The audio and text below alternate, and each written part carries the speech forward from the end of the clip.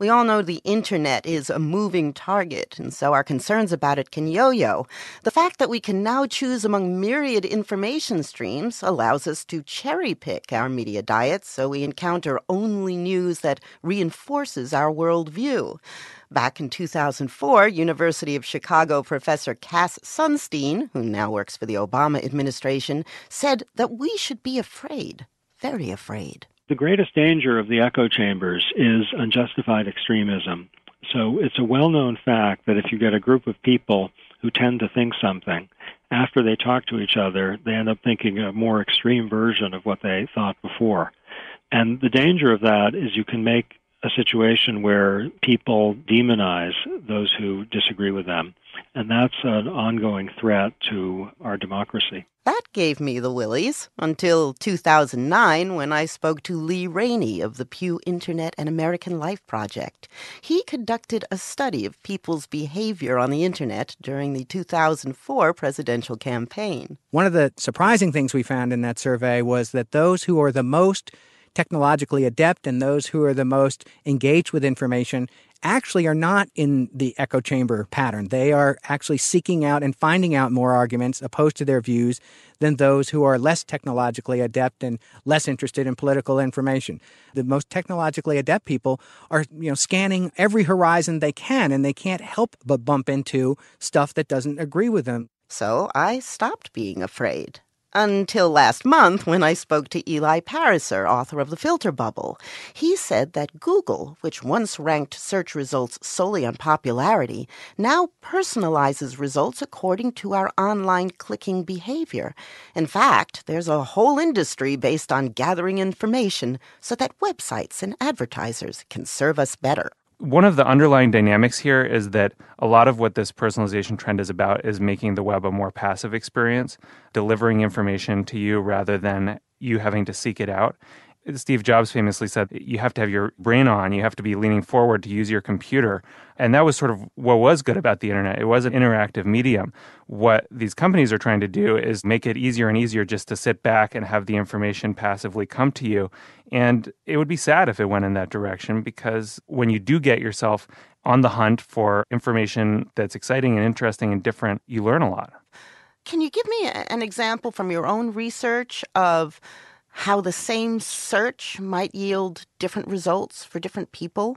Earlier this year, I asked a number of friends to Google Obama and see what came up. Sure enough, one person got the top link from the New York Times about Obama. The other person got the top link from Fox News, and there did seem to be a partisan tilt in the information that they were getting based on apparently what they had been clicking on before. Neither of them were even aware that their search results differed from each other at all. I mean, you can't see how much your experience of the web is redirecting you toward things that you're going to find palatable or you're going to already agree with. One thing that you mentioned to us is that as a founder of MoveOn, you wanted to cultivate online a number of Facebook friends who were clearly conservative. And you did. You friended conservatives, but slowly but surely, Facebook caused them to fade away. One morning I logged onto Facebook and they just weren't there. Facebook was looking at who I was engaging with, what I was clicking on, watching everything I was doing on the site. And it was editing my news feed to edit them out. It was saying, you say that you're interested in these people, but actually we know that, you are interacting more with people who are like you. And so we're going to show you more of their stuff, and we're going to let these people fade away. Eli Pariser, author of The Filter Bubble. Joe Turow, author of the forthcoming The Daily You, How the New Advertising Industry is Defining Your Worth and Your World from Yale University Press, says we're living in a whole new internet ecosystem that is looking at us, collecting data, analyzing it, predicting what we do, and then targeting us with ads, discounts, and eventually news and information.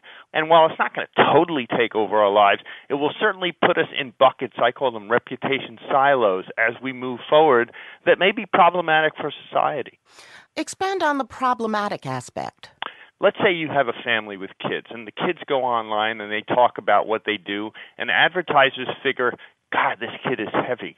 Maybe he likes fast food. So all of a sudden, the son in the family starts getting fast food discounts. The daughter starts getting gym ads that talk about losing weight. The husband begins to be put into buckets that reflect probabilities about income, and all of a sudden sees more used car ads and old car ads. We will get TV commercials and even suggestions about what to watch based upon the buckets that we're put in. And we don't even know how we're being described. We don't even know where those data are coming from, and yet they will shape the kinds of things we see in our lives. Well, I won't say I'm not worried about the effects of personalization. I think in many ways we're still at a very early stage with it. Jacob Weisberg, editor-in-chief of the Slate Group. But this is a version, Brooke, of a concern that I've heard since the very beginnings of the internet.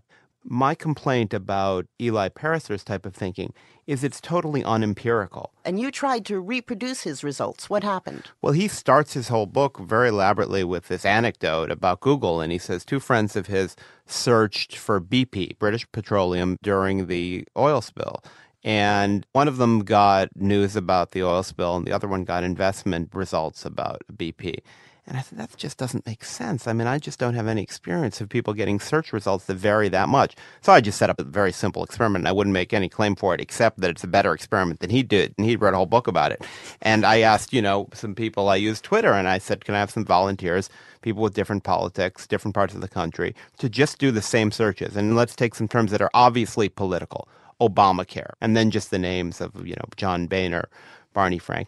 I had 5 or 6 people do this, and they all got essentially the same results. There were only minute differences, and the differences were insignificant.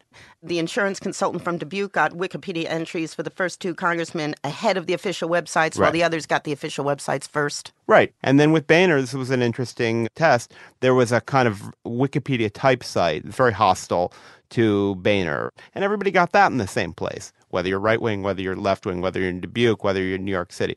So I just don't believe what he says about Google, and I think that casts into doubt the larger way he raises the issue, not about whether this is something that could happen, but about whether it is happening. But you yourself list a whole slew of efforts to create personalized news services, whether it's coming from the New York Times or the Washington Post or these personalized magazines for tablets that are based on our Facebook and Twitter feeds.